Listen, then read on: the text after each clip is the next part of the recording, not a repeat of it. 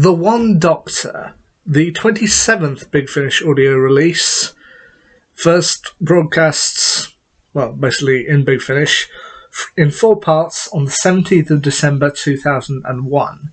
Now, this is another form of the Doctor Who Big Finish Christmas specials, and while I don't know if it's quite as good as the Chimes of Midnight, it is still pretty good, and I am glad. Christmas isn't mentioned, I think, at all in this story, but it's supposed to be in the style of a Christmas-style pantomime, and you know what? It certainly is a lot of fun. The Sixth Doctor, voiced once again by Colin Baker, and his companion, Mel Bush, voiced by Bonnie Langford, arrive in the Generios system. Well, they sort of come there after playing in the TARDIS playing a game of Monopoly, but then they get summoned to the Generios system, where they find that the people of Generios 3 or Generios 1, whatever the planet is, the people there are celebrating the Doctor, as the Doctor has managed to save them from an alien invasion, or something along those lines. However, Colin Baker's Sixth Doctor is suspicious, because he knows that if another Doctor were there, he would have been able to sense him. Like, even if it was a Doctor from his past, then he would have kind of remembered it, and if it was a Doctor from his future, he would have maybe sensed it. But he didn't feel anything, and so he's sceptical that a version of the Doctor is here. But anyway, he meets this future version of the Doctor, played by Christopher Biggins, and his companion Sally Ann Stubbins, played by Claire Buckfield. And it soon becomes clear that these two aren't actually the Doctor and his companion. No, it turns out that this false Doctor is actually a con man named Banto Zane, as I said, played by Chris Biggins. And even his name is supposed to be a play on Panto Dame. So you got Panto Dame, Banto Zane. Yeah. Basically, what Banto and Sally Ann were trying to do was stage a disaster, then they could come along, pretend to be the Doctor and his companion, save the people of Generios from this imaginary threat, and then collect reward. Basically intending to con them. The people of Generios, including members voiced by Nicholas Pegg and Stephen Fewell, They agree, and they are kind of celebrating the Doctor when suddenly this man in a patchwork coat and his ginger companion come in. They're just like, well, what's going on? But then things become a little bit more complicated for Banto and Sally Ann when an actual alien invasion comes to Generios and they demand tribute. So the people of Generios have to gather together the 3 most valuable things in their collection, and they ask the Doctor to help them out. To which, apparently, even then they manage to do some quite fun things that they've obviously misinterpreted. Like, I think it's supposed to be implied that their version of a TARDIS is called the Stardis, and instead of being in the form of a police box, it's in the form of a porta potty. Which, I don't know, I found that humorous, but yeah. Once they're outed, the Doctor, the real one, and Mel agree to help Banto and Sally Ann to retrieve everything, because otherwise they're going to be destroyed by the approaching alien race. To which the 3 things that they have to obtain are Mentos, a kind of computer, the Shells of Infinity, and a kind of large crystal. I think it's supposed to be a diamond or something, but anyway. I will admit, I think one of my favourite parts of this story is with Banto and Mel. When the Doctor and Sally Ann leave to go and find Mentos, Mel and Banto are left to try and get the Shells of Infinity. And in doing so, they end up encountering a group of robots known as the Assemblers. The Assemblers are voiced by Stephen Fewell and Adam Buxton. And honestly, I found these robots hilarious just from the sound of them, because the robots say that they have the equivalent of, I think it's an hour or half an hour in order to build the Shells of Infinity, and if they don't, they will be disintegrated. So Mel and Banto begin building, but the problem is that the pieces keep shifting in and out of reality. So they'll do one step, move on to the next step, and then suddenly find themselves doing step one again.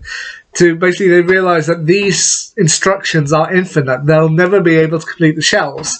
So they eventually realise, well, hang on, if you can't complete these shells, then the assemblers will not know what the finished product is supposed to look like. So we can basically just blag it.